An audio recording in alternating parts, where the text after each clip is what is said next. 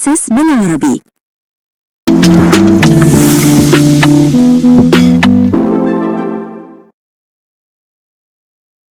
مشاهدي أسس بالعربي، أهلا وسهلا بكم في شرح كورس جديد بالعربي ألا وهو كورس التغذية المعتمد من ICSE وشابتر 2 اللي بيتكلم عن الخلية وأنواع الخلايا وأجهزة الجسم وجهاز الهضم. من المواضيع اللي هندرسها مع بعض النهارده رقم 1 Understand the structure and functional of the animal's cell. هنفهم هنا يعني إيه خلية حيوانية، وظيفتها إيه ومكونة من إيه، وكل جزء فيها بيشتغل إزاي، وليه الخلية بتعتبر يعني الوحدة الأساسية اللي بيتكون منها جسم الإنسان كله. لأن عشان نفهم الأكل بيروح فين لازم ندرس جسم الإنسان على المستوى الخلوي. رقم 2 differentiate between the various types of cells in the body. هتفرق هنا بين الأنواع المختلفة للخلايا اللي موجودة في جسم الإنسان. عندنا خلايا عظمية، خلايا عضلية، خلايا عصبية. كل خلية من الخلايا دي ليها وظيفة مختلفة من حيث التكوين ومن حيث التخصص ومن حيث الوظيفة المعينة اللي بتقوم بيها داخل جسمنا. أما رقم 3 understand the human organ system and their interconnected nature. هتفهم هنا بقى أجهزة جسم الإنسان بترتبط إزاي مع بعض وبتشتغل. يعني الجهاز العصبي مش في وادي لوحده عن الجهاز العضلي، وكذلك الهيكل العظمي، وكذلك الجهاز الهضمي. يعني كل حاجة بناكلها بتأثر على التنفس وعلى الدورة الدموية وعلى الجهاز العصبي، وعليه في تعاون دايما بين كل أنظمة الجسم عشان الجسم في الآخر يقدر يحافظ على وظائفه بشكل طبيعي. رقم 4 describe the aspects of the human digestive system and their function. وهنا بقى هنشرح أجزاء من جهاز الهضم.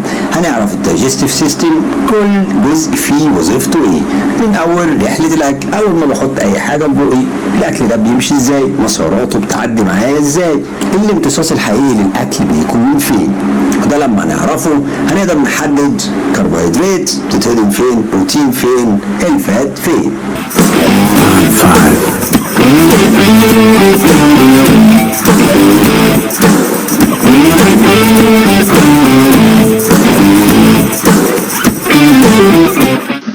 لازم نعرف ان اي ماده في الدنيا بتتكون من حاجه اساسيه اللي هي التربه. تربه جنب تربه دي من حيطه من هنا وحيطه من هنا، هو بقى مبنى جنب مبنى بقى حي سكني. كذلك جسم الانسان خليه جنب خليه يدينا نسيج اللي هو التيشيو جنب تيشيو يدينا عضو اللي هو الاورجن، عضو جنب عضو يدينا البودي سيستم او جسم الانسان. تسلسل الهرم من جسم الانسان الخليه عباره عن ايه؟ مواد كبيرة مغذية من البروتين والدهون والكربوهيدرات وتحمل المادة الوراثية اللي هي DNA، وبلس زي ما هو واضح قدامنا شكل الخلية سيل ممبرين الخلية أو غشاء الخلية من بره، وده بيتكون من طبقة دهنية بتحمي الخلية، وجزء 70% منها سيتوبلازم أو الثاني سيتوبلازم اللي هو المية. DNA زي ما قلنا بيتم تخليقه في النواة بتاعة كل خلية، والخلية ليها نواة واحدة بس زي ما واضح قدامنا في الصورة. طبعا زي ما احنا قلنا بتتكون من جدار خلوي وسيتوبلازم ونواة وشوية عديات. العديات دي اللي هي الاورجانيل، هتلاقي زي جورجي ابيويتوس زي الويليزم او الكلام ده كله، وهنشوفه واحدة واحدة. طبعا في انابيب دقيقه كده بتكون عباره عن موصلات بتوصل النبضات والكربوهيدرات والبروتين، وبتتخلص في نفس الوقت من المواد السامه اللي هي مش محتاجاها. زي ما هو واضح قدامنا كده ده غشاء الخليه، ودي بعض العمليات اللي بتحصل جوه الجسم نفسه.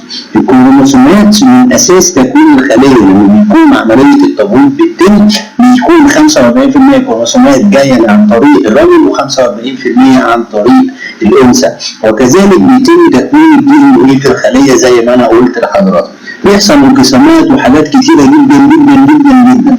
جسم الانسان بيحتوي على عدد مهول من الخلايا، وزي ما احنا قلنا قبليها ان خليه جنب خليه بتكون تيشو اللي هو النسيج. والانسجه عموما عضليه، انسجه عصبيه، انسجه عظميه، وبيتم على اساسه تخليق الجنين.